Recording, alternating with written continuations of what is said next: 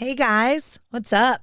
How's it going? I'm getting ready for the holidays, for Black Friday. You should probably check out birthstory.com to see what's going on sale.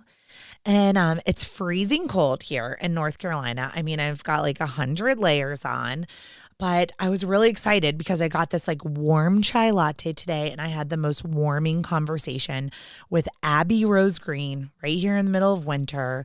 And we talked about Down syndrome, and I learned so much.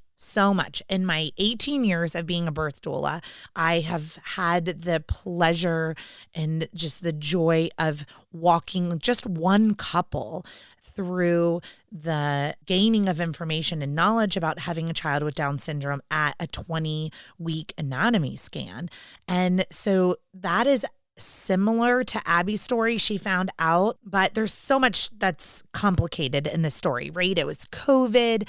Her partner wasn't able to be with her, and she didn't previously know anyone with Down syndrome. And so there was a lot to learn and to digest and to process.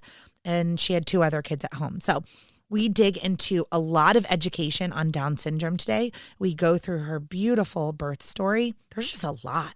And so I really encourage you to share this episode with anyone you know that is carrying a child with Down syndrome or that has a child with Down syndrome. It's a really robust and beautiful community, and we want to connect as many people as we can. So thanks for being here, and let's get to it. Let's hear from Abby of the Herself podcast.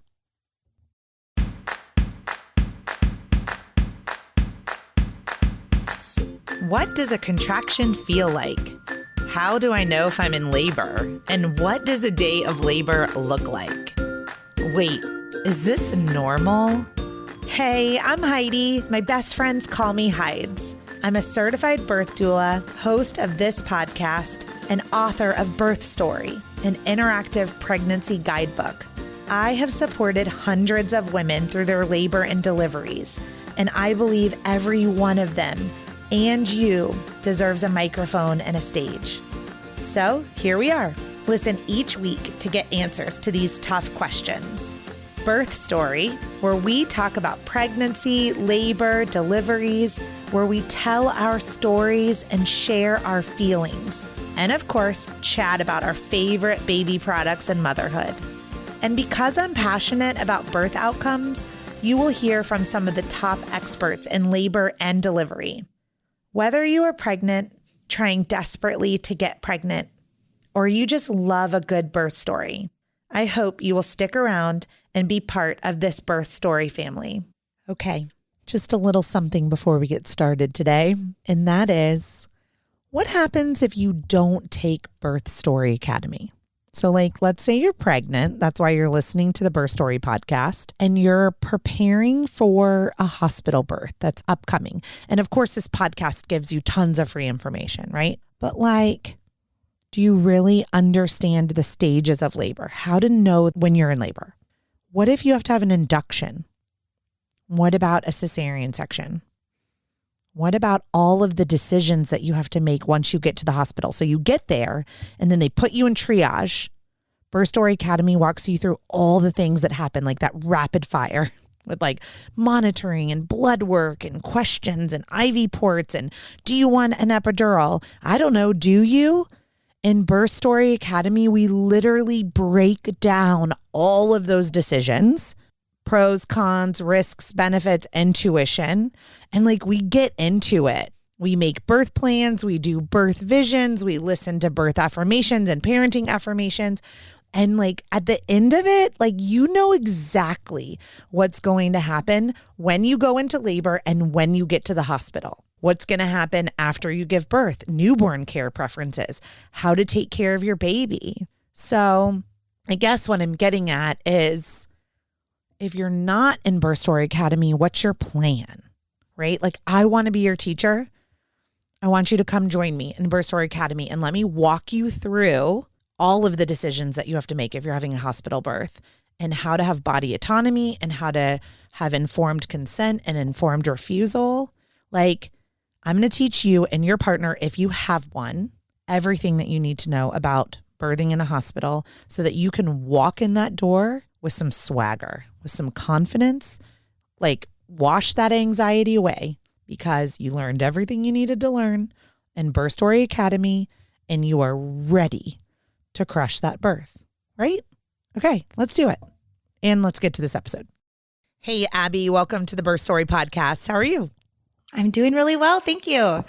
I am so appreciative of you being here today, and we're going to have an awesome conversation all about the birth of your son, Owen. You guys, we're going to be talking about Down syndrome today. And so we've got Abby, and what I know about Abby is that she co-hosts the Herself podcast, which is an amazing podcast.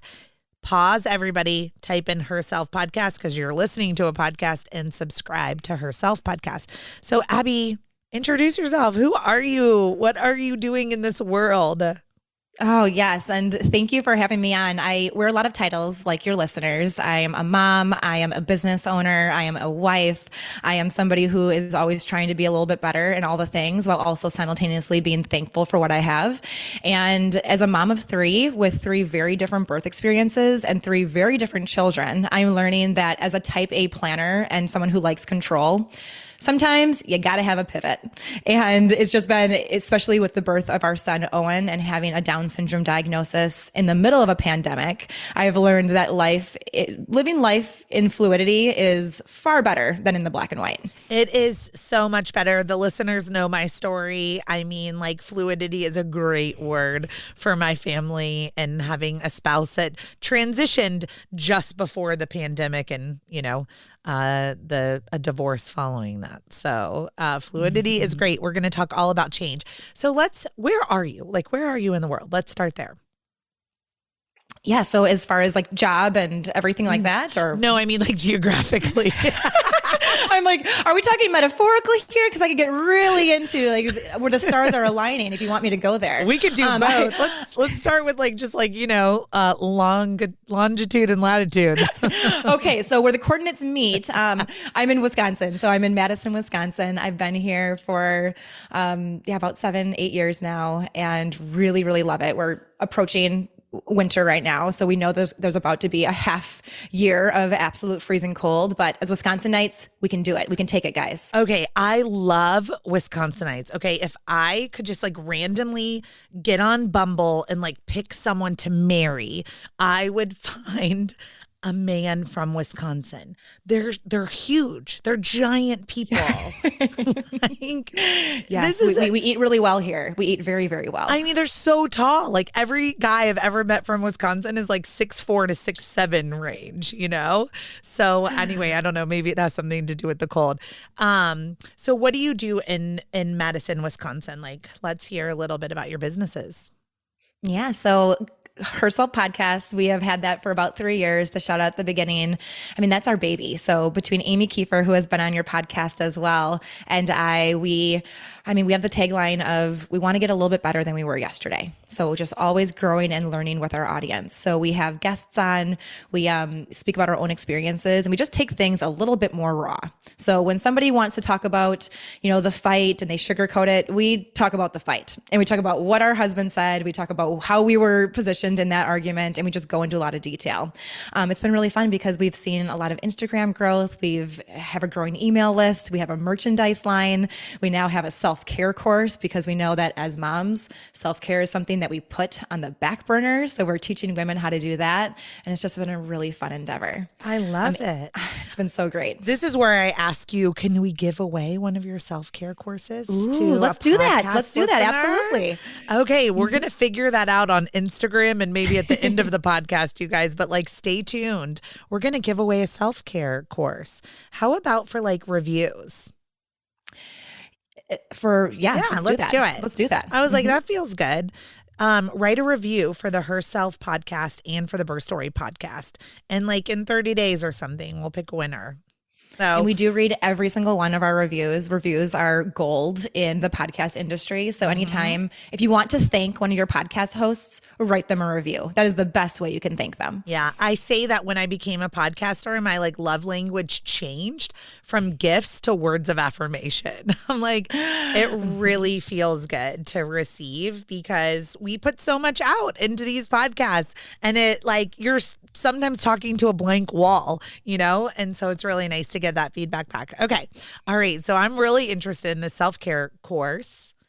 And I have to know, like, so Amy Kiefer is of Expecting and Empowered. So that's a really important, really educational pregnancy, postpartum, like birth Instagram account. They have an amazing app. And if you haven't listened to Amy's episode with Expecting and Empowered, I want you to go back and listen to Abby's partner on the Birth Story podcast. We interviewed Amy and it was incredible. So I love what you guys are doing, but I really am confused on like how and why it got started. So how do you know Amy and how did her self podcast come to be? Oh, I love this story because we met in college way back when, 2008, and we were just acquaintances. And it's funny because Facebook Messenger was really big back then, and you can see our Facebook Messenger chats back and forth to each other, and they were just very far and very far in view. Like we did not have a whole lot of conversation. But then after college, we got engaged around the same time. We then got married around the same time. We were trading wedding venue ideas and singer ideas, and then we got pregnant around the same time, and we had our first babies around the same time. So just life kept on happening right next to each other. And when she started Expecting and Empowered, she needed testers, and she knew that I'm a person that I follow the rules. I will do what is set in front of me. So I was one of their very first testers for Expecting and Empowered, and then ended up working for them with their influencer program for several years. So it was a really fun way that we kind of got to know each other that way. Fast forward, she wanted to start a podcast and I wanted to start a podcast. We wanted to have the same type of audience, the same type of message. And one day I literally looked at her and I'm like, should we just do this together? Like we're doing these separate podcasts. We both are bringing unique strengths into the picture. Should we just do this together? And that's when the Herself podcast was born. So once we decided to do it together, it went very, very quickly with getting our first few episodes out, figuring out the podcast art and all the different components that go into podcasting.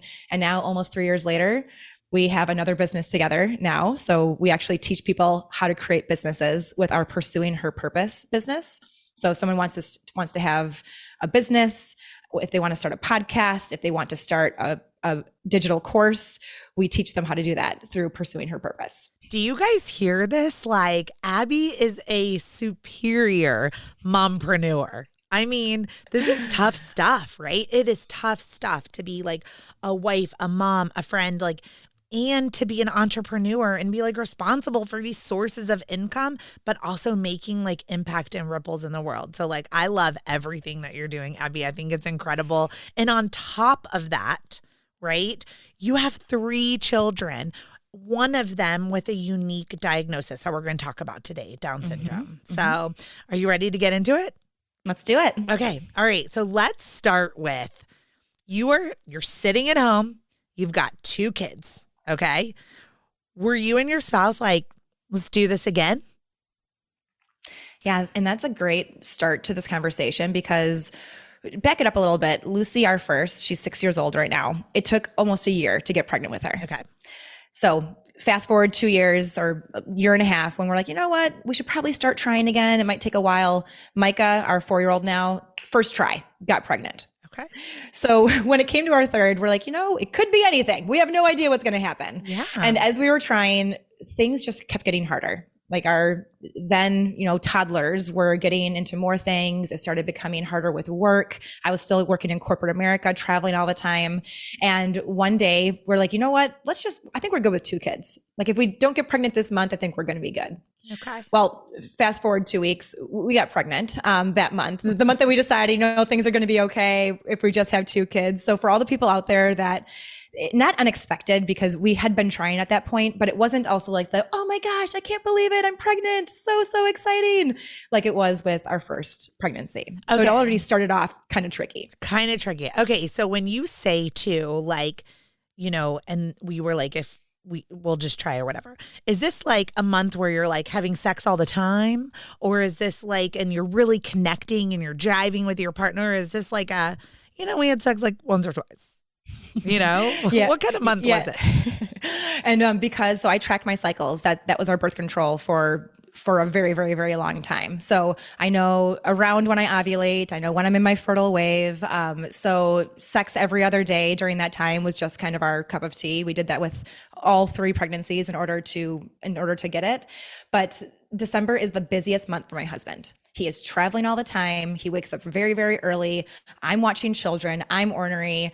He's super irritated with all the things. So the amount of times that I could probably look at my calculations and figure out exactly when we had sex, but it probably wasn't like full of love and passion. It was probably like, okay, I am stressed out with everything going on right now. You want to do it? Yeah, let's go upstairs and do it right now. Yeah, it's a great stress reliever. You know what I mean? Sometimes it leads to an incredible child, which is so good. I'm so glad that you said about sex every other day. I'm just going to simmer there for the audience right now.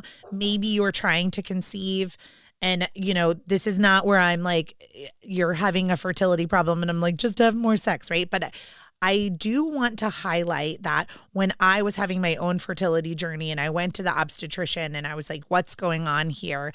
The number one reason for fertility is lack of intimacy in a heteronormative relationship. And so that really like kind of hit home to me. Like he was like, you don't want to have sex every day because you want the kind of like sperm to like, I guess, build up. Yeah. And, to have like a more, I don't even know, like a more potent and powerful ejaculation, but not having enough sex also plays a role. And that kind of was eye-opening to me. And so when my partner and I started having intercourse every other day, that is when I got pregnant. And so I like to at least just say that, that's not going to be everyone's fertility success story.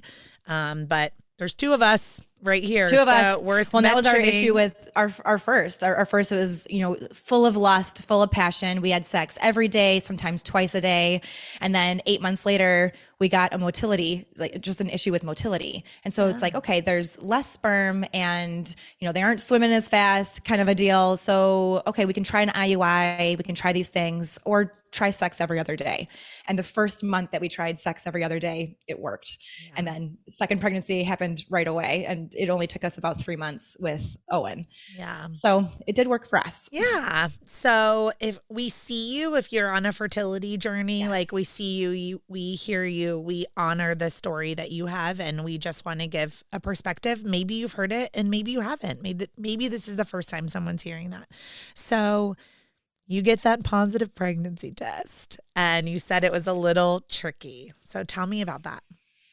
Well, this is like one of the first times I've ever shared this in front of public people. So this is something that only my closest friends know about. But I was in Dubuque, Iowa at my corporate office. I got pulled in because I was starting the Herself podcast and I was still working in corporate America. And they weren't very happy with the amount of social media that I was doing to share my side hustle. And so I got pulled down to the corporate office. I had a meeting with the president of HR. I was in tears, bawling. And I'm a person who I can keep my emotions in check. Like I don't cry for no reason. I don't get upset for no reason. And I was bawling, uncontrollable, couldn't stop crying the entire day. And in my mind, I'm like, what the heck is going on? And I even told the vice president of HR, I think I'm pregnant. Out of nowhere, like here I am getting in trouble. And I'm like, I think I'm pregnant. I can't stop crying. I think I'm pregnant. Like how embarrassing was this in the conversation? I'm like, there's no way. I'm like, I haven't even told Colin yet, but I for sure am pregnant. This only happens when I'm pregnant. Cried all day, went home. It was like 3 or 4 days before my missed period. So very early. Okay. And it was at night. And I was like, you know what? I'm going to take a pregnancy test because today was too weird. And it turned out positive. Wow. So 3 or 4 days early. And at night, you're supposed to take the first morning stream, as we all know, with those pregnancy tests. But what I found out is that, or later, much later, is that the HSG from Down syndrome, so extra chromosomes, you can actually have, in many cases, an early detection. There's more HSG earlier on. So no surprise that I got a super early pregnancy test for that reason. Obviously, there's a million reasons you could get an early pregnancy test reading, but I mean, at night, 3 or 4 days early, it definitely showed for me. I have so much to learn in this episode, and like we'll start right there. Like I've never heard of that. That's it. That's fascinating to me. Did you lose your job? I did not lose my job. That was a job that I did not lose. They did tell me that I needed to figure out the social media use. I asked to go part-time a few months later on my own accord. And then a year afterwards, when the Herself podcast was starting to make really big impact and also make an income, that's when I quit full-time. Okay. Ooh, good for you. Okay. I have a lot of things to say about corporate America in this conversation that you had in HR, but I'm going to leave that for offline, another podcast, right? But I know like a bunch of listeners right now are hot too. They're like, what? No, being gaslit, like this is crazy, right? Well, and in my mind, I'm like, my husband works for the company too. I'm like, do you know how much fantasy football they talk about? Right. My 30 minutes of very calculated social media being put up every 3 hours. Okay, guys, I am the least of your worries right now. Right. And I would be like, and I'm putting it up on Planoly and I'm not doing it during work hours. Like I'm doing it after I put my kids to bed. Thanks. None. Well, I'm glad you didn't lose your job and that you were able to leave on your terms. So talk to me about weeks, 0 or day 0 until your anatomy scan. Like, how are you feeling? How is the pregnancy going? Yeah, we found out right before Christmas. And then I know that I get sick. I get sick with pregnancies. And this one, I got sicker than any of the other pregnancies, which is also something that can happen with chromosomal abnormalities.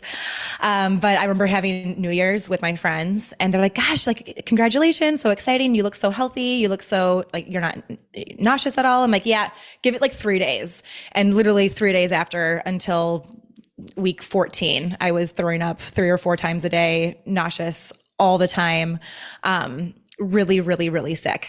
But, like the happy to feel crappy kind of an idea. I was so happy to feel crappy with my first. With my second and third, the nausea it wasn't happy. I was like, come on, like I have 2 other kids to take care of. I have a job, like I'm starting this podcast. I remember recording podcast episodes and you'll get this, but if you have to throw up while you're on a podcast episode and you're just trying to get through the episode, you can tell that there's a little bit of a monotone voice in that one. So we had a few episodes that were like that at the beginning. Oh yeah. I've had a few episodes that I've recorded where I was like struggling. Yes. And I'm like, okay, it's now. It's like, I got this. And just got to do it. You're like, you're invested. Like, I mean, you really care about the person that you're interviewing, just like I care about you today. And like, you want to show up for that person too. But sometimes it's really hard when like the vomit is about to come. So did you take any like Unisom, vitamin B, Zofran? Like, are you a pharmaceutical kind of intervention person or like suck on ginger pops? How did you get through it? I always say I'm an essential oils meets Botox. Like that's where I am. So like a little bit of best of both worlds. Yeah. With our first pregnancy, I did nothing. I just did like the essential oils, sniffed on, ginger, peppermint and all that stuff. I didn't want anything to happen with that pregnancy. Take it forward 2 pregnancies when I have 2 other kids to take care of. And I'm like, you know what? This stuff is pretty good in the world. Most of my doctors say that it's great. I'm working with midwives at this point. They say it's okay. I did end up going on, what's the Z one? Zofran. I did end up going on Zofran this last time and it did help a little bit. But I'll tell you the number one thing that helped for me if you're like struggling right now is not drinking water while eating meals. So I don't know what's going on with that, but I would get so sick right before meals, while eating meals, and right afterwards. And I found that if I would drink water and then wait literally like an hour, eat a meal on an empty stomach with not anything sloshing around, and then drink afterwards, that helped me significantly. That's a giant pro tip right there. I love it. It's actually something that they teach in nutrition classes, right? Oh, is to look drink. at that. Well, it's a little twist on it. They teach to drink beforehand. But in most cultures, you don't drink with your meal. Like in most cultures outside of the United States, right? Like the drinking comes post meal, right? So that you savor your food, and the tastes and the spices, and it's not diluted essentially with big gulps of water and overeating. I love this. I think this is a pro tip I'm going to tell all of my doula clients. So it was the only thing that worked for me. So if you can save one woman's life from feeling so sick, I mean, job done, right? Did it ever go away? It did. So with this pregnancy, it went away around week 14. Okay. Okay. Yep. Perfect. So right at the end of your first trimester. Right at the end of my first trimester. And some people are like, oh gosh, did you lose so much weight? Like you were throwing up 3 or 4 times a day. Somehow with all my pregnancies, I gained like 12 to 15 pounds in my first trimester, probably because I only eat bread and candy. That's the only thing I can take down. And I just, you know what? Like the first pregnancy, I was super nervous about it because I'd gained so much weight, but it's just what my body does. It's what my body needs. And it it was fine. It always ended up being fine. Yes. I always say like I don't focus on the number unless it's like a fluid retention thing at the end where we're worried about like HELLP syndrome, preeclampsia, cardiomyopathy, like all the scary things, right? Like if you gain 7 pounds of fluid overnight, like that's a problem. But yes, typically in pregnancy, like let it go, y'all. Like the weight thing, the pound thing, it's all about nutrition. Right? Like if you are nourishing your body with proper nutrition, like you're going to have a healthy pregnancy no matter what your weight is. And this is like side tangent, but like I am really over the birth world and the community and the obstetricians and even the midwives being so focused on like the pounds and not recognizing that like birthing persons can be fat and they can be fit, and they can be fat and they can be healthy, and they can be fat and they can be nourishing themselves. And like you are definitely not fat. I can tell that Abby is a very tiny person. Okay. So 12 to 15 pounds is probably a lot for you. I can see, you know, but it's hard as somebody who like has struggled with eating disorders and has struggled with, you know, weight dysmorphia and just looking in the mirror and seeing a different person. Yeah. If my doctors were awesome. Like they were like, you know what, we'll figure it out in second trimester. Everything worked its way out. But if I would have been told you gained too much weight, if those words would have been in my mind, I would have gone back to when I was binge eating and had, you know, serious issues with that. And I don't know where I'd be if my doctors hadn't been good about that number on the scale. Yeah, I really appreciate it. It's really important, you guys that are listening. And if you are, you know, have recently conceived, maybe you're at your 14-week visit, just like Abby was, get on the scale backwards. Set your boundary. Let the providers know, like, I've recovered from disordered eating and I don't want to know that number. And if it's medically urgent, then you can talk to me about like going straight to triage. But other than that, like, I don't need to know what that number is. It doesn't serve me. But if you don't set your boundaries with your providers, then there will be no boundaries, much like other things in life. So moving along, Abby, that was like a really good moment. I know where we're about to turn the corner is your 20-week anatomy scan and your ultrasound. But prior to that, had you done any genetic testing early on in your pregnancy? I didn't, and I never did with any of them. Number one, it wasn't covered by our insurance, so I'd be paying out of pocket for it. Number two, it wouldn't change anything. So because of that, I didn't have any like symptoms of it. I didn't have a family history of it. I was, 30, 32, 34 when I had the babies. So it wasn't something that was important to me. But what was interesting about this pregnancy is that everyone knows what happened in March of 2020. So I had one doctor appointment, maybe 2 doctor appointments before all of a sudden never having a doctor appointment again. Mm-hmm. So it was one of those things that like I wouldn't even have the option to do genetic testing if I wanted to, because it would have been during the pandemic. Everything was just completely shut down. I mean, I know that, we're recording this in November of 2022. And so like we've come so far through this pandemic and like, oh, wow, our partners get to come to our appointments with us. But like, remember back when like you couldn't even have an appointment because people were so afraid of, what was going to happen. I literally cannot even imagine. And I've interviewed a bunch of people on the podcast that started their pregnancies at the start of the pandemic, but like, I can't even imagine. But they did schedule you for an anatomy scan. Yes, but it was one of those, if you want to do it, you can. You don't have to do it. I was at that point thinking of a home birth because I have done births before. I can do it without medication. I know my body pretty darn well. I have a very supportive partner. I'm like, you know what? I'm going to have a home birth. Like if this is still going on, I'm not going to deal with my partner not being able to be at the hospital. And then they're like, well, do you want a 20-week anatomy scan? Do you want to check in? I'm like, you know what? I haven't been to the doctor since like 6 weeks. I probably should. So went to the 20-week anatomy scan. Partner could not come to the 20-week anatomy scan. And I mean, if we want to get into that one right now, this is kind of where everything happened. Were you able to put Colin like on like FaceTime or something? No, there was no, we could have done that, but for starters, it was my third time going through it. Like he cared kind of, but it was like, you know what, if you don't want to do this, babe, you don't have to do this kind of a deal. Yeah. And there was no reception when we got in there. So I wanted to show him like the video of the baby, be able to do that real quick. But the anatomy scan generally for me, it takes, 45 minutes, an hour.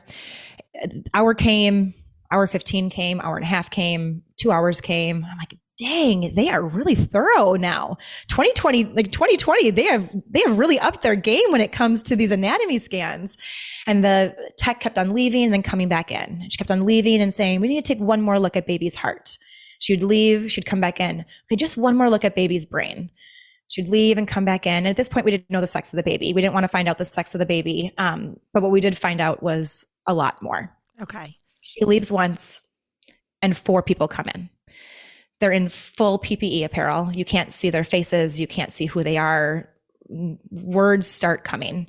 And I don't even know if they're talking to me or if they're talking to each other, but I hear the words brain cyst, hole in the heart, bloody bowels, and possible chromosomal abnormalities. And all of this came out of nowhere. Abby, you're alone. Totally by myself.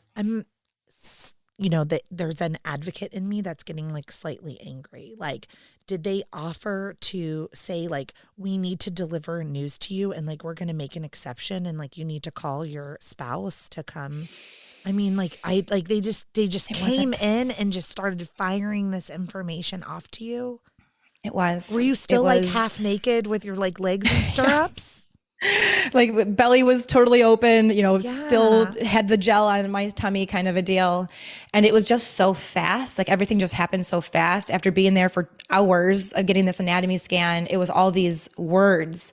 And I'm a person like I get overwhelmed easily. And when those words started coming, I got overwhelmed. And I just don't really remember a lot of what happened next. I felt like I was drunk. That's what it felt like. Yeah. I remember trying to call my husband and the phone wouldn't go through, and trying to text him and the message kept on saying unable to send because there was no reception.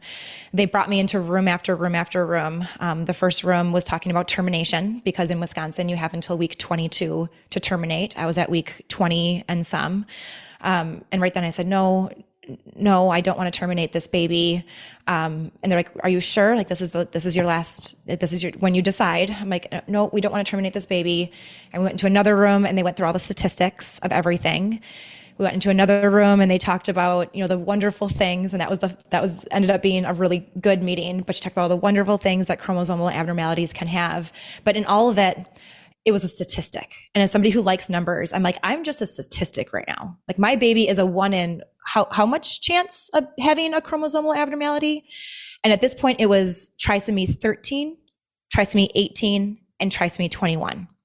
Trisomy 21 is the most common chromosomal abnormality that you see because those babies have Down syndrome.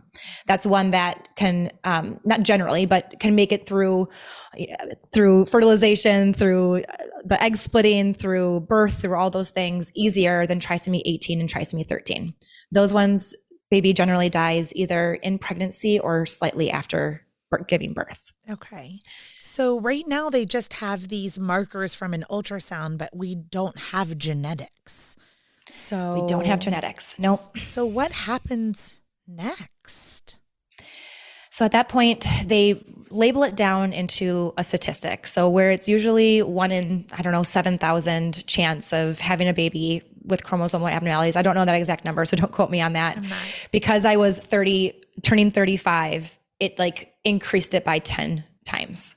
And then because I had 3 different soft markers, it increased it by 10 times each time. So going from 1 in several thousand down to 1 in 30 was what they had given me.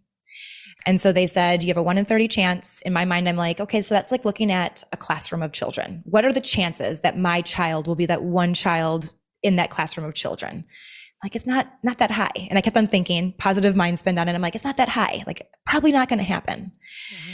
They then offered an amniocentesis. So an amniocentesis is when they take a really long needle and they insert it into your belly and they take a little bit of the amniotic fluid and they can test the baby's chromosomes. They can test a lot about the baby from that. There's a little bit of very distinct point though, is it does puncture the amniotic sac. So in order to get into amniotic fluid, we're now going to have a small puncture in the amniotic sac. So with that comes some risks, right? With it comes some risks. So they let me know all the risks right then. And the other thing is that we couldn't get a hold of our insurance company. And the insurance company wouldn't cover that unless there was something beforehand. Like you had to have doctors writing in beforehand. But because I couldn't call my insurance company because my phone wasn't working, I couldn't even see if I could have an amniocentesis. And because we were in the middle of a pandemic, I wasn't allowed to leave until I made that decision. So it was all these things being thrown at me. And again, I'm here by myself. Like my husband doesn't even know at that point. I don't know about the insurance company. I don't know what my decision is going to be on any of this. And I have to make all these decisions before I can leave without talking to any of these people. And they didn't like throw you in a room with a landline? I mean, it was so hard because like it was the heat of the pandemic. So this was beginning of April, mid-April. Yeah. So, I mean, it was absolutely insane. Yes. Finally, my phone went through. I remember like walking into births and like everyone's kind of like in that full PPE, face shield, double masks, eye goggles. Like it almost looks like a space suit. It's if you didn't experience it, you guys, I'm so thankful because I wasn't even giving birth. I'm just over here as the doula. And it was very scary and intimidating, right? Like just like these giant like hazmat suits, I mean, Abby, I'm just trying to put myself in your shoes right now. And I just can't even. I mean, I'm crumbling inside right now for you. Like I'm crumbling, like just the thought of being alone. What I do know as a trauma survivor is that there is a trauma response that you described where it does kind of become like a black hole, and that feeling of being drunk. And the word that they use in all different types of therapy is called dissociation. So you like disassociate from the scenario, like your body kind of, I think your soul and your physical body kind of like disconnect because you can only handle so much. So that drunk feeling that you described, like that's a very normal trauma response. Have you done any EMDR therapy? So not from this trauma that I went through. I could for sure be helped with a lot of it. I mean, fast forward a little bit, I ended up getting Hashimoto's, and they think it's an autoimmune condition, and they think that it started because of all of this going on in a very short period of time. It's triggered by pregnancy and by acute stress. And now I'm living with Hashimoto's, and they think that it started in April of 2020. Yeah, that feels aligned for me as someone who goes to functional medicine, and I know a lot about autoimmune disorders. Never underestimate stress. You guys, oh my gosh, adrenaline and cortisol are terrible for our bodies. Terrible. So how did this play out? Like, what decision did you actually make? Yeah. Well, my phone finally went through. Like it finally went through. I told my husband the things that he needed to know without going into too much detail. And he got the president of the company on the phone. Like he just went right to the president of the company and he goes, my Abby is in, because we worked for the same company. Abby is in a really hard situation right now. They need a yes or no on this amniocentesis. We would like to find out if we can, but it's $15,000 or whatever it is out of pocket that we're not willing to spend. And the vice president of the company, or the president of the company rather, he just pushed everything through. He's like, we'll figure it out on our end. Yes, just say yes. I have goosebumps. So, it was like the most amazing thing. Like, and like to this day, like I'm going to tear up thinking about it, but the people who show up for you when you need them to show up, you will never forget that. Yeah. Whether it's in the worst of times or in the anticipation of the worst of times, when someone shows up for you in a way that goes above and beyond, you don't forget it. and it stays with you forever and ever and ever. And that was one of those moments. There's little bits and pieces of like angels coming down on earth, regardless of what you believe in, with people who were in the medical field at those hospitals, sitting with me, even though my husband couldn't be there, over and over again. I'm like, gosh, they just went above and beyond. I will never forget you. But I ended up doing the amniocentesis, and just as you said, it's a puncture. It feels like you're getting kicked in the gut with a cleat. That's the way I can explain it. It's not just a needle hole. It's like a size of a baseball, and it hurts all around, and you're pushing it in. And the only thoughts that I could have during it is, am I hurting my baby? Am I hurting my baby? Am I hurting my baby? Because I want information, because I want information, because I want information. Like if I were to hurt my baby, it would be because I wanted information, which is a terrible feeling to have when you're in the amniocentesis. But it ended up being really good.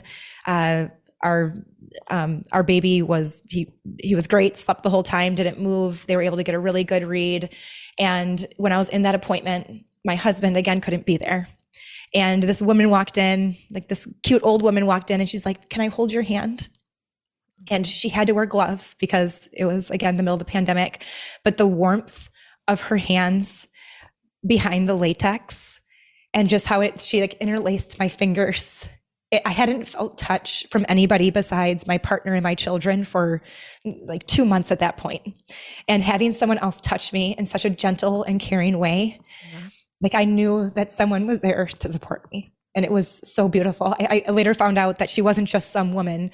She was actually like the head person of the entire department. She could have been doing anything for that hour, but she spent the time with me.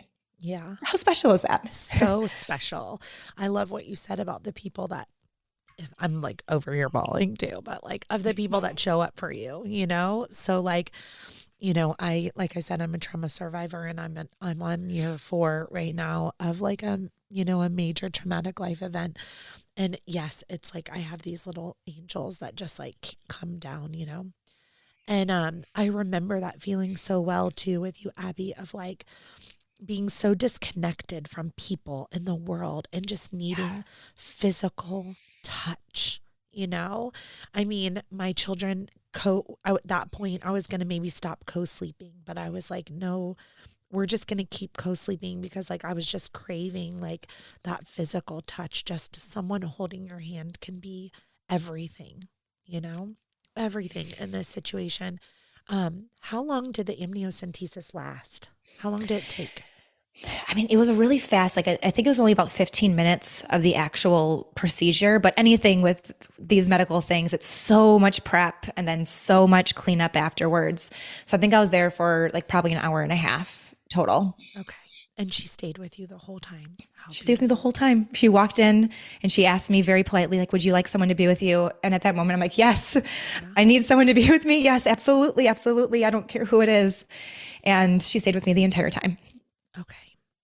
And at this point, do you know where Colin is? Is he like just going to be at home waiting for you? Like, did you guys have a plan? Like, what did that? I'm trying to even put myself in his shoes because he's not on the podcast right now. But like, do you have any perspective of what that was like for him? Oh, Heidi, I do, because he was waiting in the parking lot. So he was able to drop me off. And for this appointment especially, I knew that I wasn't going to be able to drive home emotionally and physically. So he was waiting in the parking lot for me. And he actually recorded a video during that time. It's about a 4-minute video. It talks directly to our child. And I mean, the overall is saying like, whoever you are, like whatever you are, whatever chromosomes make you up, like we're going to love you. You are here for a reason. And we know that. And it's the most beautiful video. It pops up on my time hop once a year. And I just love reviewing it and seeing where his thoughts are as the partner who can't be there. Like it is his child, but he's not the one who is, growing this child. He's not the one feeling the movement. He's not the one in the appointments, but it's still his child. Yeah. Oh, that is... He's a good man. Great man. Great man. I was like, that was pretty creative in the moment too, to try to stay and feel connected. I love it. How long does it take to get the results from an amniocentesis? They say 2 weeks, but it usually comes a little bit sooner. So that it was the week before my birthday that I got the amniocentesis done.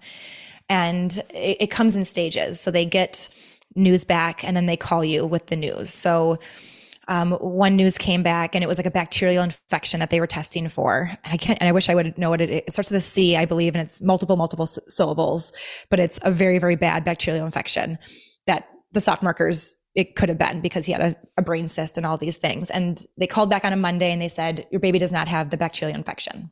Okay. They called back later in the afternoon on Monday and said, your baby does not have trisomy 13. And they called back the next day, your baby does not have trisomy 18. So at this point, I'm like, oh my gosh, we just keep on getting good news. I'm loving this. This is great news. The next day was my birthday, and I told them not to call me. I said, don't call me with good news. I'm doing quote marks. Don't call me with good news. Don't call me with bad news. Again, quote marks. Just don't call me on my birthday. I don't want to think about it.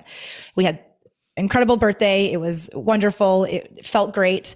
And then my father-in-law got COVID. And at this point, the first person who gets COVID that it was very scary. Yeah. Like that first person, everyone can think back to the first person who has COVID. You're wondering, where'd they get it from? Are they going to die? Like, who else have they been in contact with? So he got COVID right around my birthday. And it was so scary because my mind is going from amniocentesis results to, is my father-in-law going to die kind of a deal. And it was just this back and forth, just this whiplash of crazy emotions. That night I did call. I said, I know I told you that I didn't want to know, but I need some news right now. And I've only gotten good news. Can you please tell me if you have the amniocentesis results? And they didn't. Okay. But the next day they called. I was taking a nap and I woke up and I had the phone, the voicemail, and it said, we would like to talk with you. Please give us a call back at this phone number. And the nice thing with the pandemic is that my partner and I were working just a feet apart. So I ran down to his office. I said, okay, Colin, they have the results. Do you want to call back together? And I don't know what I was thinking at this point. I mean, we'd only gotten, again, quote unquote, good news. We'd only gotten results that said, our baby is typical, our baby is typical, our baby is typical. And so I think I just was kind of thinking that that would be the next bit of news. And when she called, she got right to the point. And she goes, hello, like, how are you doing? I told her I woke up from a nap. I was feeling great. She goes, okay, well, everything is making sense. All of these soft markers are because you're going to have a baby with Down syndrome. We got the results back, and congratulations. Congratulations on your baby. And it was very, very quick, and it was very positive, and she didn't go into all the details. And at that point, I went silent. My husband had to finish the conversation. I stared at a wall for probably the next 3 hours while he called people and just let them know the news. And he went right to research. So where I just went internal and didn't want to talk to anybody, he went to Google. And that was how we both started to cope. Okay. Abby, here's where our story meets. And the audience needs to know. I'm super emotional. Okay. Because the rest of this birth story, you guys, is healing for me. And as an 18-year veteran doula who's been to like over 1,000 births, and right in this time frame, Abby knows my story, but I got a phone call. I got this phone call, but it wasn't Abby. Her name was Bradley. His name was Terry, and they had just gotten the news that they were carrying a child with Down syndrome, and they were looking for doula support. This episode is to like honor baby Max. Baby Max didn't make it. Baby Max died 24 hours after delivery. And so I wanted to make sure that I am transparent with the audience, but there's a lot of tears going on because I'm trying to now interview you, Abby, through the rest of this story, but it's going to be parallel from here on out of a journey where I walked side by side a couple through this story, and I learned some and not a lot. And so I'm going to ask you a lot of questions, and I appreciate your grace with that. Because the only child I've ever held with Down syndrome was sleeping. And so let's start right there. You shut down. Colin goes into research mode. And what I would love for you to share with the audience is, what did Colin learn about carrying a baby with Down syndrome to term? What expectations for a safe birth and delivery would look like, and what the rest of your pregnancy and expectations would be, because when we were at home birth with a midwife, right, minutes earlier. So let's go down that story. Yeah, and what Colin specifically learned, Colin's a very sensitive man. So when you think about the two of us, he takes on a lot of feminine qualities when it comes to sensitivity and empathy and words. And during this time, he learned so much about the statistics and about the research, as well as about how people receive the news and how to react and how to not react.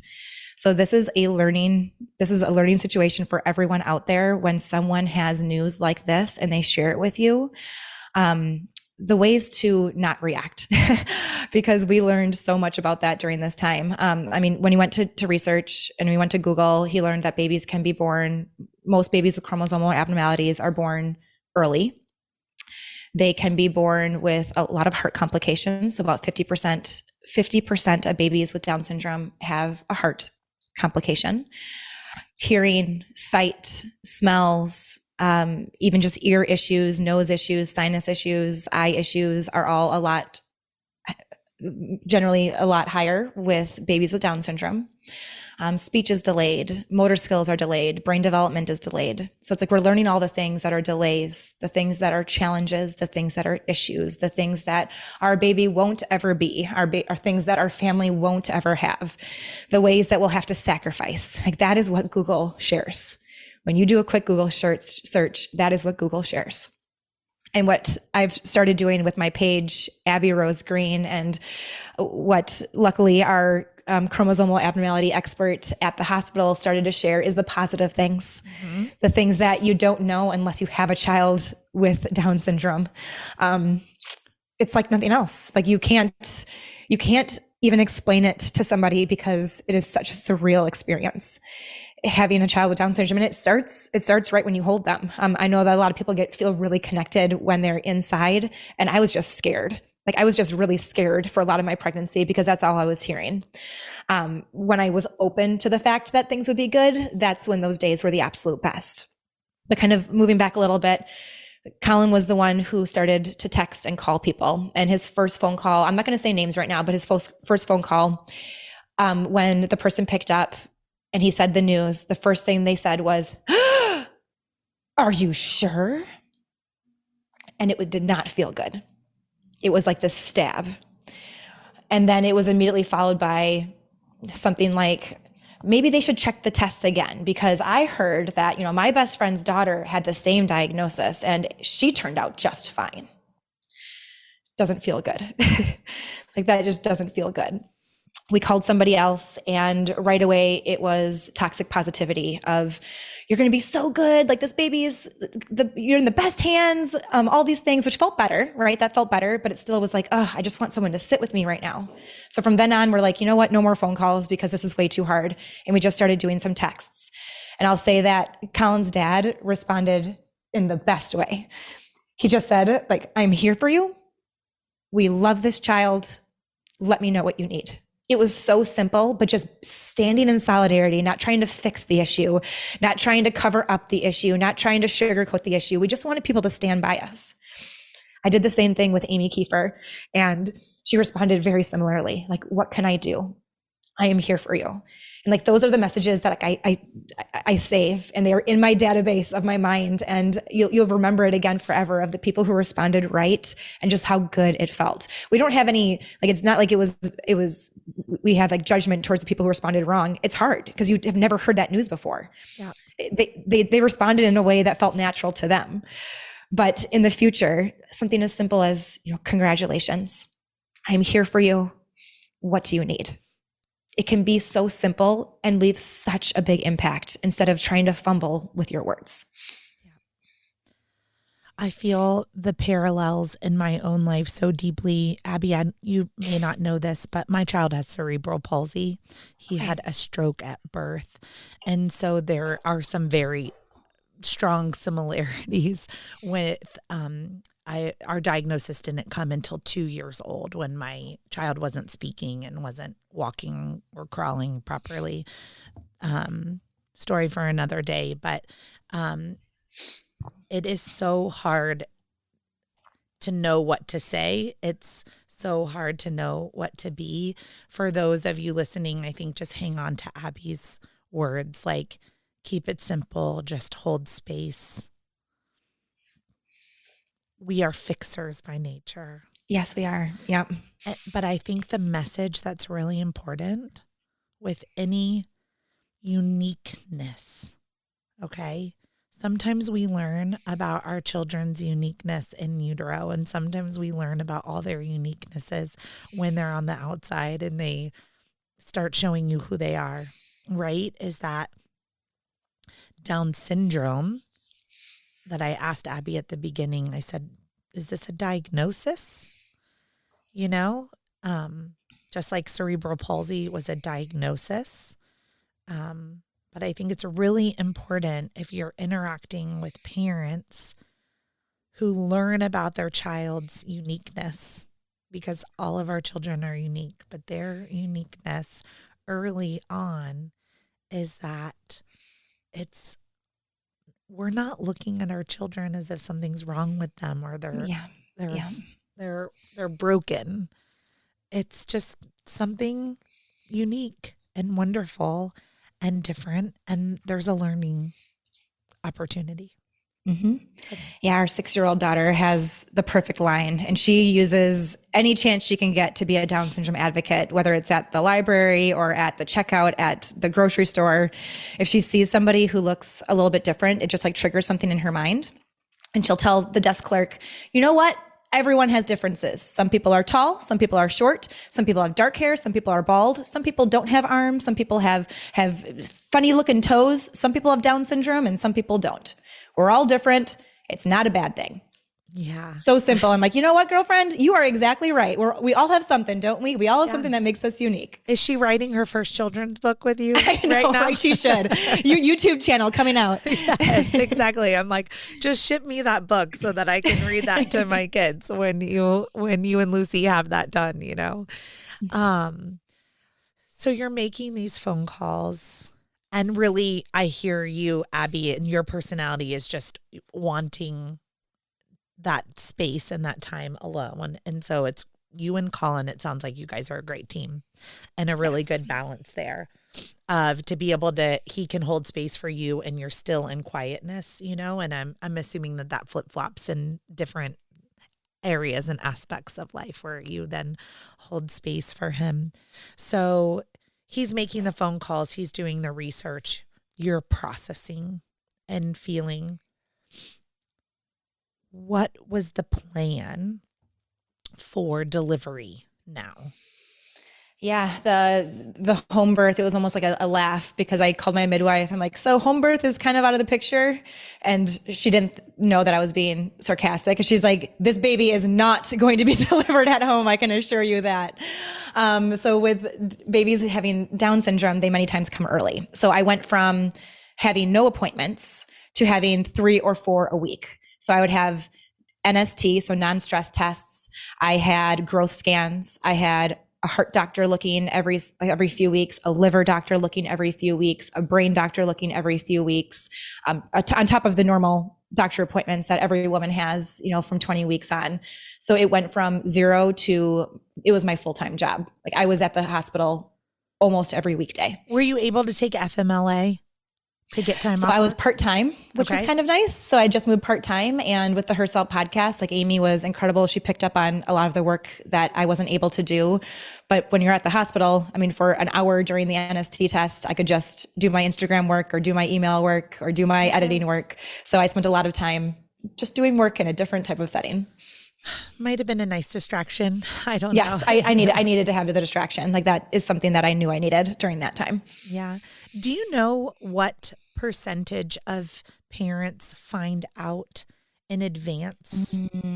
I don't know that. I know that it's increasing now. So in the last 10 years, definitely the last 20 years, it's increased just because of how thorough that 20-week anatomy scan is. So I know a lot of people are finding out at the 20-week anatomy scan. Also, a lot of insurance companies are now passing through that 11-week, I believe it is, where you can take a blood test. I believe it's called the NIPT, where you can get it much, much earlier. Yeah. I was wondering, it made national news this week, and I'm in Charlotte, North Carolina, where Emily Maynard, she, has been in the news for multiple reasons, from losing her partner very early on while she was pregnant, and then going on to be on The Bachelorette, and has now 6 beautiful children here right outside of Charlotte, North Carolina. And so I was watching a Good Morning America segment that her diagnosis for Down syndrome with her child came at delivery. And so, I don't have the luxury of calling up Emily Maynard right now and saying,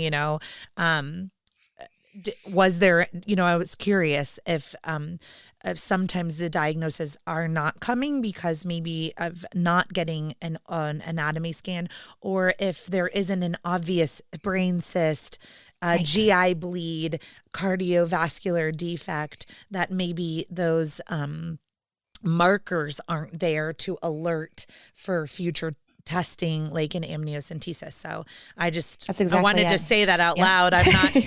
I'm not sure, everybody. Well, and maybe I'll ask Emily. She is following me. So that was like one of the star. I'm like, oh my gosh, Emily Maynard is following me. Okay.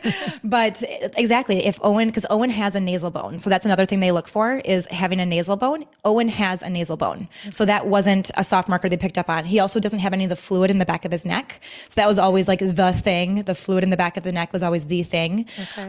And he didn't have either of those. So if he hadn't had that brain cyst or the heart issue or the liver issue, we probably would have just kept on going and hadn't known anything.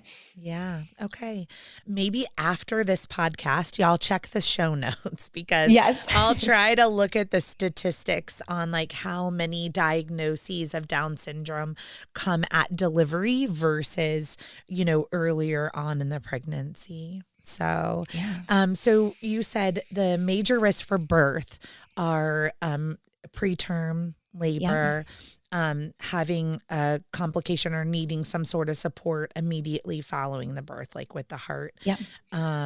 So what does the plan become? In my case with Bradley and Terry, it became a recommendation for an induction if she hadn't gone into spontaneous labor by 39 or 40 weeks. So 39 weeks is the day. So they wouldn't let me go past 39 weeks. And at that 20-week anatomy scan, they did say, prepare for baby coming anytime between now and 39 weeks. So as a type A planner, when you tell me that my baby could come any day from now until the next few months, like that doesn't go well with my stress levels. Like, just put it that way. But we like mentally prepared for baby coming at any time. That was also the help of going to all those tests. We passed every single growth scan. We passed every single NST scan. During the course of these, his brain cyst ended up going away completely. The bloody bowels ended up being just bright intestines, which that's what happens with people with chromosomal abnormalities. They just have brighter intestines, so no issue there. The heart complication ended up getting smaller and smaller and smaller, to the point where after he was born, we still had follow-up, and we still will have follow-up, but it's not something that needs to have surgery. It's just like all these things. What's the name of the heart complication? ASV. Okay. I'm very familiar. We see ASV, and I think there's another one. Is there ASD? Yes. In preterm. So I've had several deliveries at 26, 27 weeks with ASV and ASD that were either closed on their own or closed surgically. So that's where all those cardiovascular appointments came throughout the rest of your pregnancy. Okay. Yep. And every time it was just a check-in to be like, is baby going to be born today? Nope. Okay. Go on home. Is baby going to be born today? Nope. Go on home. So every single day we went, my hospital bags were packed. Again, Colin couldn't come to a single one of these appointments and would go home and everything was good. So it was nice because it gave me some confidence. Every single day was confidence that baby could stay in there one more day. Baby could stay in there one more day. Yeah. Talk to me about community. Did you find other, like, were you like hashtag Down syndrome? Like Bradley and Terry always did hashtag homie with an extra chromy. Yes, absolutely. We have all the shirts, homie with an extra chromy. I thought it was such a like cute hashtag, but like, you said you kind of shut down a little bit, but did you ever go into a place of seeking community, finding other parents who had children with Down syndrome? Like, was that part of your journey? Yeah. And I think that the Herself podcast, it came at the exact right time because I had been a nobody on social media. I posted 3 times a year when my kids were doing something funny or I made a good dinner dish kind of a deal. Like Instagram, social media was not my thing. And then the Herself podcast came and suddenly it was part of my job. Speaking to people every single week was a passion of mine and something that I did. And I didn't even know it, but I was creating this net that I thought that I was supporting them. And we were every single week, Amy and I were supporting this group. And then as soon as we needed the support back, the net was created and it was there for us to fall into. So, I mean, coincidence? Definitely not. Like that came at the exact right time. Yeah, it is amazing. Just like you said earlier about like these little angels that get put on the earth. And I think that like any Instagram audience, social audience, podcast audience, like we are building community, and sometimes it is really beautiful when you realize it's a two-way street. You know, it's just not 1 or 2 people to the masses. It's the masses to 1 or 2 people. Yes. Well, and especially in a pandemic because every place was closed down. So where we were supposed to find community and be able to be part of a group, they weren't, especially being autoimmune compromised, they weren't meeting as groups. Yeah. So the only social community that I had was online. Were there individuals within the Herself audience that were parents of children with Down syndrome? There was, and they had never brought it up before because it wasn't, why would you say like, oh yeah, hey, heads up, I'm the one that has a kid with Down syndrome. But as soon as my news came out, all of a sudden it just came flooded with information of if you need help on this piece of it, or if you need support here, or it was so cool to see how people wanted to help out. Okay. The Down syndrome community, we call ourselves the lucky few. And the reason is like, think about a group of clovers, like a whole field of clovers, all have 3 leaves. When you find that one that has the extra leaf, it's lucky. Mm-hmm. And we think about a 4-leaf clover as being extra lucky. And we think about our homies with an extra chromy as being extra lucky as well. Yeah. Oh, I love it. Did you know anyone personally with Down syndrome prior to No. Owen?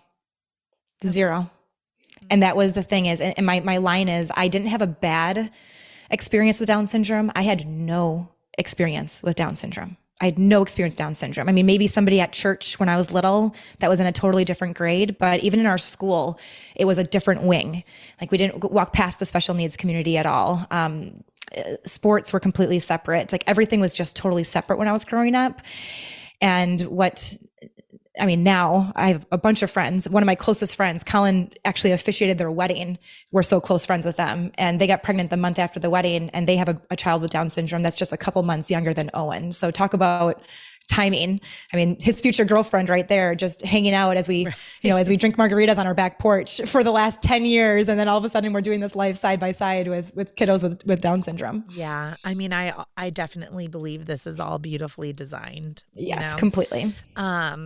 So for those individuals that have recently left their anatomy scan, or recently, like Emily Maynard got home from the hospital, can you sort of, as we lead into the birth, could you sort of just give me a roadmap of what you feel like were the most helpful things for conquering, this diagnosis that you could share with others that do these 5 things? You said type A. So like, yes. What's your list? What's your list, Abby? Well, let me pull out my scroll here. I mean, the most important thing is that all these appointments are for the baby. Like all these appointments that you go to are for the baby, if you're pregnant with the baby or if it's the baby is with you. But the emotional toll it takes on mom is something that no one talks about. No one talks about how taxing it is to book the appointment, to remember when the appointment is, to remember what you're supposed to bring to the appointment, to remember you're supposed to eat beforehand, or if you're fasting, should you, have this much sugar beforehand, or should you have no sugar beforehand? Is it going to mess with the results when you get there? How long is it going to be? You have to book all of your meetings after that at a certain time. So like the tax that it takes on a mom to go through all these appointments is ridiculous. And it's something that I want everyone to know about, that you need to figure out, along with taking care of your baby, how are you taking care of yourself? Like every single one of these appointments, I said, Colin, I need a high calorie, nutritious meal on the table ready for me when I get home. Like I will call you on the way home, have it already ready for me when I get home. I'm just going to sit there and devour it. I don't want you to ask me any questions. I don't want to talk about this. I want to just process while eating myself, and then I'll come to you when I'm done. So just being very specific. It's not needy. It's not being stubborn. It's not being, something negative. It's something that you need for yourself, and you need to set those boundaries, and you also need to set the expectations of yourself and for the people around you to support you when you're going through it. Yeah. Boundaries are very healthy. Yes. So healthy. And, I didn't walk this journey with you, but all of the things come to mind with self-care, especially in pregnancy, right? Alone time, meditations, walking, yoga, exercise, massages, all of the things. Like if someone asks to help you, just say yes. Just say yes. Just say yes. Exactly. Just say yes. They're asking for a reason. And then you can repay them back when you have the time and capacity. Like that's how a community works. When you have capacity, you help others. When others don't have capacity, you step in, and vice versa. You say yes when you can say yes. And if you have a friend who's going through a lot of medical appointments with their child, or if she's pregnant, this is a great time to be like, hey, can I go walk your dog? Or do you want a burger or a salad dropped on your front porch today? Like making those really simple, easy yeses instead of how can I help you, which that is a great start. How can I help you is a great start. But being like, can I walk your dog? Can I sweep your floor? Can I drop off coffee? What kind of flavor do you want in your latte? Like those are easy yeses for someone to say yes to. Mm-hmm. The other thing I would follow up on is you don't have to read all the research all at once. So I still have pamphlets and folders and books that were given to me that I haven't even opened, because when I started to open it, it just didn't feel right, or I felt overwhelmed. It's okay to not take in all the research.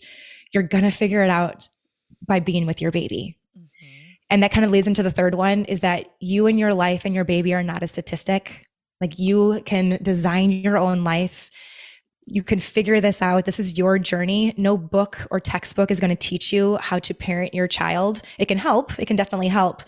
But like think about your intuition and really sink into those moments. And that will teach you more than any pamphlet or book can teach you. Yeah, I'm going to echo that as a child, or as a parent with a child with cerebral palsy. At our first appointment at 2 years old, hospitalized for a week, Abby, they told me my child would never play competitive sports. He won first place this summer on swim team. Oh my gosh. And he's crushing it on the soccer field. Does he have an asymmetrical gait? Does he have sensory processing disorder and has a unique way in which he communicates with the world? Yeah. But you know what? He's freaking playing soccer. And I just want to go back and like punch that doctor in the face that told me my kid would never play a competitive sport. There's a lot of face punching of doctors that both my husband and I want to do. So yes, we talk about that often. Yes, there's like a lot of angel sentiment that goes on, but then there's like also like, let's not put limitations on our children ever. Just don't ever put limitations or black and white, yes and no, and capable and not capable, we are all wildly capable. And that brings me to your birth. You alluded to the fact that like you birth unmedicated, that like you are strong, you are wise, you are capable, but here you are having this recommendation for an induction at 39 weeks. Did you make it to full term? Yeah. And part of the reason that I made it full term was, well, he was also breech. So like just throw something else in there. Like, okay, yep, your baby's going to be breech. No big deal at 30 weeks, no big deal at 32 weeks, 34 weeks. They start to have the conversation with you. I start to do a lot of handstands. I go swimming a whole lot. I'm like walking around on all fours in my house every chance I can get, because I am going to have a vaginal delivery. Like I am going to have a vaginal delivery, whether you like it or not, world. This is happening. I want one thing that's going to be normal. Okay. Yeah. One thing normal with this pregnancy. And this is perfect because your bestie is running, expecting, and empowered. And I'm sure she's sending you all the exercises and things to do, right? You better believe it. I even went to her sister. So her sister is Crystal and she owns a physical therapy clinic. And I'm like, make this baby unbreech. I don't know what you call it, but unbreech this baby. So I drove an hour for her to unbreech the baby. That didn't work. I literally tried everything. I mean, ice packs, peppermint, everything from spinning babies, chiropractic, everything. I tried everything. And it didn't work. So they offered me an ECV, which is when they flip the baby. Okay, so that's called an external cephalic version. Cephalic meaning like the head, you know what I mean? So like from an external meaning on the outside. So we're on the outside going to, I'm going to say gently. You may feel otherwise, Abby, but we're going to like gently push, and rotate. And this is an encouragement, you guys. So with any breech baby, the reason they're recommending this is because our medical community, frankly, just isn't trained in safe vaginal breech birthing. So is that possible? Yes, Breech Without Borders. I could preach their praises all day long. But when we have children that are, medically like with the heart and things like that, question mark, we know that a head down baby is going to be the safest delivery for mom and baby with the current training in the United States, where we're recording this because you're from Wisconsin. So, yes. so we're encouraging Owen on the outside to rotate. Sometimes they do. Sometimes they're like, yeah, that feels good. I like this space. I can nuzzle in there. And sometimes they're like, you'll see the fetal heart rate drop, and that's why you're being monitored very closely. They give you medications to make sure that you don't have a, big contraction and the uterus is nice and loose, really, when you have the ECV. And so we're encouraging Owen. Does he flip? So it was at 37 weeks. Okay. And I went in. And another thing with babies with Down syndrome is that extra fluid is very common. Okay. So what's the big long name for extra fluid? Polyhydramniosis. So I had polyhydramniosis. So my belly looked very, very big, even though it wasn't baby and it wasn't fat. It was a lot of fluid. So I had a lot of extra fluid, which happens to be very helpful when doing an ECV. Owen was also extra small. So babies with Down syndrome are smaller than the average baby, which also worked to my advantage. Number 3, he has low tone. So anybody with Down syndrome, most people with Down syndrome have low tone, which means their muscles are just weaker. They aren't able to sit up as well. They aren't able to walk as fast, those types of things. However, in an ECV, it can be very beneficial. So all those things were working towards me or for me. I don't love pain medication, but they were like, hey, if you do a spinal block, it'll up your chances. I'm like, oh, okay. I never asked how much it's going to up my chances. I just wanted to have a vaginal delivery. So I'm like, yep. Sign me up, even though literally if I take Tylenol, I feel like Superwoman. I signed up for a spinal block, just like check the box. Resident gave me the spinal block, worked perfectly, couldn't feel my body from the breast down, felt awesome. They tried to flip him. 15 seconds, it was done. Wow. 15 seconds. They literally were like if there could have been champagne in that operating room, there would have been champagne because it was a resident who gave me the spinal block. So he's like, it was all because of me. And then the 2 people who were flipping the baby, they're like, it's all because of us. It was the fastest flip that they had ever had at the UW system. So they were literally cheering because it was a 15-second flip. Oh my I'm like, okay, so this means baby's good, vaginal delivery. Like, well, heads up, like baby could turn back around. But things are looking pretty good. Everyone's looking good. I go to sit up and my blood pressure starts to drop. It drops even more. All of a sudden the machines start to beep. All of a sudden, all I hear is mom is crashing, baby is crashing, baby is not stable, mom is no longer stable. Get the drugs. Was it epinephrine or nephrine? Yeah. I don't know the difference between the two. Yeah, no epinephrine. So, Yes. I mean, very, very scary. Blacked out. Don't know what happened for the next 30 minutes. What happened during the next 30 minutes is that Owen's heart rate dropped so low that they had to flip me. And by the way, I am a pound woman on a spinal block. So I literally cannot feel my body from my breast down. 4 people had to hold me up so that I could be like suspended with my belly down in order for his heart rate to come back. It took hours and hours of different things for them to try to get our baby to be back to stable, and to try to get my blood pressure to be back stable. And even 8 hours later, to fast forward, I still couldn't feel my legs. 8 hours. So the spinal after getting block the spinal block should be wearing off within 45 minutes, an hour. 8 hours. And one thing is that, again, you can't leave the hospital if you can't walk outside of the hospital. So I had to stay in the hospital with a body that I couldn't feel. They had to set up a catheter and everything because I literally couldn't get up and move.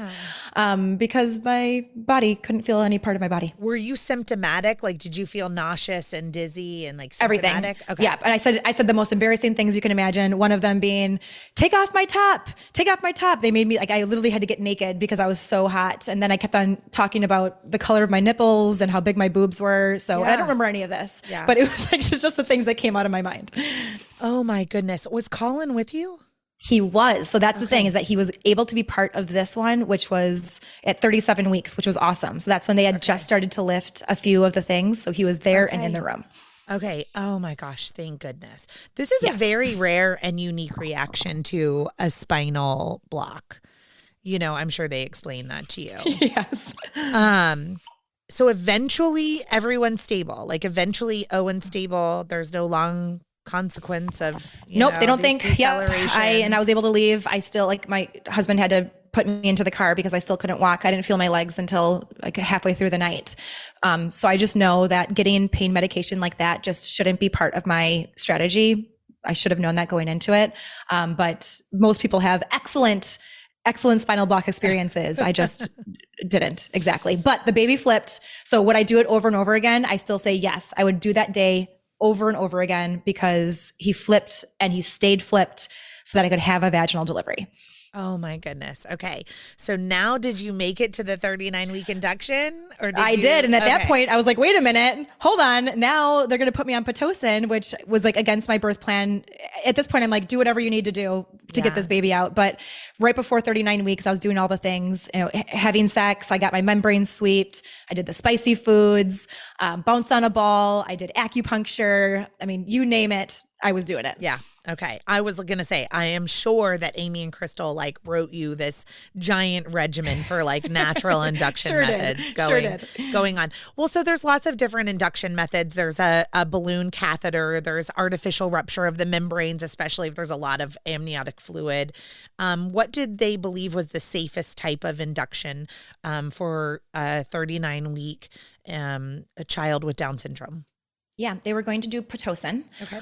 So that was one of the first things that they had decided to do. But the nice thing was that after I had done all this stuff, membrane sweep in the morning after sex, followed by acupuncture at 5 p.m., 2 hours after my last acupuncture treatment. So literally 38 and 6 days, my water broke while I was walking my 2 older children up the stairs. Bravo. And I know. And when your water breaks and you have extra fluid, you better believe it was like in the movies. So I know a lot of water breaking does not look like it was in the movies. My shoes and the floor were covered in a lake of amniotic fluid. Oh, I bet it felt so good. Oh, and right away I'm like, oh, okay. You could hear it gurgling. I'm like, oh, my water broke. And it was the first time my water had ever broken before labor with any of my kids. Oh, okay. So this is called premature rupture of the membranes, PROM, when your first sign of labor is your water breaking. Okay. So Now, if you were not carrying a child with Down syndrome, I would be like, no big deal. Go to bed. Wait for your contractions to start. But did they want you to go to the hospital right away? Great question, because my husband literally, like within 35 seconds, he had his bags packed, my bags packed, and was like, okay, are we ready to go? And I was on the phone with them and they said, you know what? Take a nap, get some sleep. It's 7 p.m. You know that you labor long. I labored long with my other two children, very, very long with my first, over 50 hours with my first, was having contractions every 8 minutes for over 50 hours. So in my mind, I'm like, 7 p.m., I have not slept since last night. I am going to bed. So went to bed at 7 p.m., 7:30 p.m., slept all night, had contractions every 10, 15 minutes, ones that I could wake up for, but easily go back to sleep. I had a towel between my legs because the amniotic fluid just kept on coming. I never knew that. So like in my mind, I'm like, oh, once your water breaks, your water breaks. Oh no, you still are producing it and it still keeps on coming out. Yeah, your baby is peeing. Like you're producing amniotic fluid, the baby is peeing. Like there's a lot going on, right? Oh my gosh. So had never had that experience before, but then woke up at 6 a.m. Everyone's still sleeping. It was a beautiful morning. I went out for a walk. I just like meditated while walking for a while and thought about what my life was going to be like. And at the end of the walk, I called my midwife and let her know it had been 12 hours. And at that point they said, okay, it's time to come in. Okay. And so I came in and with my first labor, the reason it took so long is that she was sunny side up. So I wasn't dilating. So I was having contractions every 8 minutes for 2 days straight, but I never dilated. So in my mind, I have this really bad PTSD with getting checked at a cervical check and being at a low number. I can't handle it. Okay. So in my mind, I just always say that I'm at a 7. Okay. So I went in, I was at a 7 in my mind, never asked for a check. Okay. They put me on Pitocin. They started off at 2 and they started going up from there. Okay. Did you ever need another medical intervention besides Pitocin, or did Pitocin get you into a regular contracting rhythm, 2 to 3 minutes apart, 60 to 90 seconds long? Well, I'm glad that you asked that because I don't even believe it was the Pitocin that did it, because they went up to 16. Okay. And I was still not regular. It had been 6 hours or so and the Pitocin wasn't working. I was doing breast pump stimulation. I was making out with my husband to increase oxytocin, doing water baths. Nothing was working. The contractions just wouldn't go up. Okay. And it wasn't until my midwife and doula sat me down, and my midwife, she's been in the business forever and ever. She sat me down and she goes, Abby, I know your baby is safe on the inside, and you know your baby is safe on the inside. We're going to do everything we can to keep that safety when your baby comes out. You just need to let this baby come out. And within 45 minutes, my contractions stabilized. They started being really long. They started being really powerful. And that brings us to almost the end there. But it took that conversation in order for me to mentally say yes to inviting my baby into the world. Yeah. I have never had anyone have that conversation with me on the podcast, Abby, but this happens all the time with me in the birth room. I'm going to get teary. I was just with a mom that was laboring for 50 hours and she was kind of just stuck at 6 centimeters. And I just had to have a hard conversation with her. I said, she was unmedicated, and she was just such a warrior. And I said, something is holding you back. And I don't know what that something is, but you need some private time. You need some alone time. You need the doula gone and the mom gone and the nurses gone. And you just need to have some quiet time alone and to choose to be transformed. Abby, you had already been a mom, right? But you hadn't been a mom to Owen and you hadn't been a mom to 3. And every single time, no matter if it's our 6th, our 7th, our 10th, or our 1st, there is a moment in birth where we must choose to change, choose to transform, choose to surrender, choose to let go, choose to give birth. And all the fear, when I see this over and over again with the clients that I work with that have some uniqueness, known uniqueness, in advance of the birth, letting go, because that trust, the baby is safe inside of you, but trusting that Owen was going to be safe in your arms also. Yeah. How long did you labor for after your mind allowed you to give birth? An hour. And it was a 21-hour labor, which is also pretty cool because he rocks an extra 21st chromosome. So having the 21, it was like to the minute, 21 hours was pretty darn cool. That is really cool. I hope you have like a little like tattoo somewhere on I you. know. That's I like need to. I need to get a tattoo of this 21. at some point. Yes. I was like, But yeah, it was that conversation. It was this block that I knew I was a great special needs bump mama, but I needed to know that I was going to be a good special needs outside into the world type of mama as well. And yeah, once things started revving up, I started to feel pushy. And at this point, they still haven't even done a cervical check. And the midwife was like, if Abby feels pushy, everyone's like, cervical check, cervical check. And my midwife and I mean, we saw each other all the time, obviously leading up to the birth of this baby. She goes, if Abby feels pushy, Abby is ready to push. Good. Okay, everyone? Okay. If Abby feels pushy, she's ready to push. But Abby, you can't push right now because we haven't told the entire medical team. And I'm like, oh, okay. So she like said that to everybody. And she's like, you actually can't have this baby right now, because they had to bring in the heart doctors. They had to bring in the brain doctors. They had to bring in the liver specialists. They had to bring in the pulmonary support. They had to bring in the special pediatrics. There was 20 people in the room that they all ushered in. And during this time, I was on all fours. That's how I prefer to birth if I can. And I was facing the other way because I didn't want to see the people that were coming in, but you could just hear them chattering. Young people, residents, people who had never seen a birth before, people who had never seen a special needs birth before.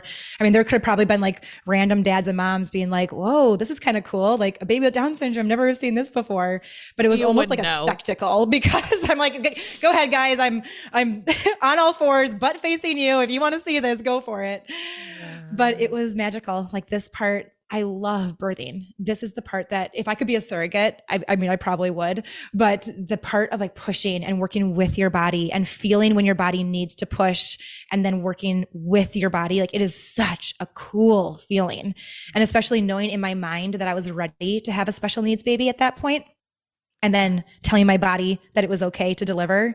It was just so smooth during that part. Oh, I love it.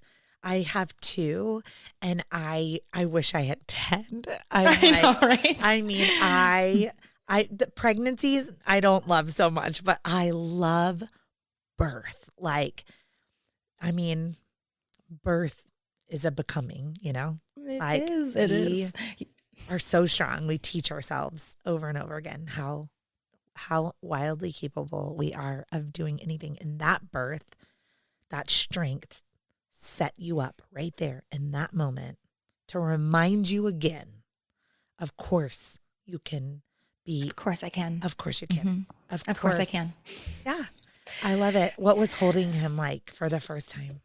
Well, I mean, that's a whole story in itself, but to kind of let you know is that they usually don't love when just mom holds the baby right away, because there can be a lot going on with a baby with Down syndrome. Okay. So when I pushed him out, I was able to catch him and I pulled him to me. I don't even know if he's a boy or a girl at this point. Okay. Right. Like have no idea.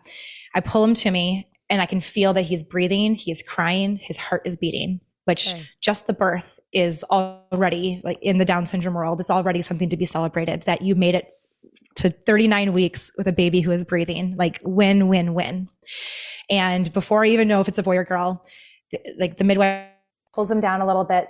The doctors come over and they are checking, like a few checks here and there. But then they're like, you know what? Baby's good. Baby's good. And Colin looks over and we're like, we have a boy. Like we didn't know if we were having a boy or a girl. So we found out the sex at delivery, and holding him to me and being able to not have him taken away. Not a single doctor took him out of my arms. And that was not something that was promised. What was promised was you probably won't be able to hold your baby, most likely a NICU stay, most likely a lot of tests, possible surgery within the first 24 hours, but nobody took him out of my arms. And that was I mean, I could never replicate that experience. Yeah. What a blessing. And for those of you listening that have a child with Down syndrome and that isn't your story, you didn't get to hold your baby right away, that's okay too, you know? Yes. Holding our babies for the first time, even when sometimes that's delayed, it's just magical. It's magical, and we never want to let go. Abby, I've enjoyed having you on the podcast so much today, and I've learned so much. The question that I asked before we hit record, which we never got to in the podcast, so I want to make sure we announce this at the end. It's very important education. I had asked Abby, what is the proper term? Is how do I describe your child? And so could you talk about the proper language to use when addressing parents with a child with Down syndrome? Yes, and every disability, special needs, like all those words can be words that people are like, I don't like that word. That one doesn't sit well with me. But mostly, like more than that, in the Down syndrome community, we prefer first person language. So for starters, the full word Down syndrome, not shortening it to Downs, like that Downs baby or baby with Downs, use the full word Down syndrome. It's almost derogatory to pull in just the Downs now. And I had never known that before. So I'm learning just along with you guys, just a few steps ahead. And then with first person language, instead of being like your Down syndrome baby, using your baby with Down syndrome, because Down syndrome is just a small piece of Owen. It's not all of him. So having that be one of his characteristics and not the thing that defines him. Yeah. It's kind of similar to like when people are interchanging gender and sex and they think that it's the exact same thing. Like using specific words in the Down syndrome community can just give you, it just feels so much better. So using the full term Down syndrome, not Downs. I mean, we all know that the R word is something that just should never be used. The words like simpleton, like all these words are just words of the past. And now that we know better, we can start to respect this community a lot more. Yeah. Oh, I appreciate that language so much. In the cerebral palsy world, it feels really good when I hear the word neurodiversity instead of disability. That I have a child who's more neurodiverse. I don't like the word disability. I don't think he has a disability. And I think you heard me say many times, but I just prefer the word uniqueness. Like share with me what's unique about your child with cerebral palsy. And it's like, the same thing with cerebral palsy. It's just a part of who he is, but not defining all of the things about him. So, and even the word normal. So a lot of people will say, oh, like do the test results come back as normal? Just change it to the word typical. Like that's a really easy switch. Like, oh yeah, like is he walks in a typical way, like his typical, not normal. He's not normal, because the word normal, I'm like, what is normal anyway? All of us have things that make us unique. So what is normal? But using the word typical can be a really easy change that you can make today too. Yeah, I love it. Abby, where I want to leave the audience is that as a birth doula, like I'm walking side by side with my clients because they're hiring me really through their fertility journeys are about 6-7 weeks along. And so I'm part of every single person's story for that anatomy scan, should they choose it. And there's a lot of anxiety that people have going into that anatomy scan for multiple reasons. And the encouragement that I give my doula clients and that I want to leave everyone with today is that you are carrying a human being. All of us are unique. We have personalities, we have good knees, we have good hips, we have, unique looking toes, we have ADHD, we have depression, we have anxiety, we are introverts, we are extroverts. I mean, the list goes on, right? Just remember, an anatomy scan is not teaching you about who your child is and who they're going to become and who they, it's just sharing a little bit about their chromosomes, about their physical characteristics, but like you are having a human being that has a lot of of, like you said, with the bowels, like a lot of colors, a lot of Yes, brightness, yes. a lot of brightness to them. And so take the anatomy scan just one breath at a time, you know? So thank you so much, Abby, for being here today. Can you just remind everybody how to get a hold of you if they would like to reach out? Yeah, so Herself Podcast, and if you are a mama with a baby who has Down syndrome, or if you have just heard tough news, or if you have a friend who has heard tough news, episode 22 is a great one to listen to. It's all about how to help a friend when they need you the most. And then also on my personal Instagram page, Abby Rose Green, I'm sharing this story along with motherhood, entrepreneurship, and everything in between. And this is a very important distinction. Abby is spelled Abby.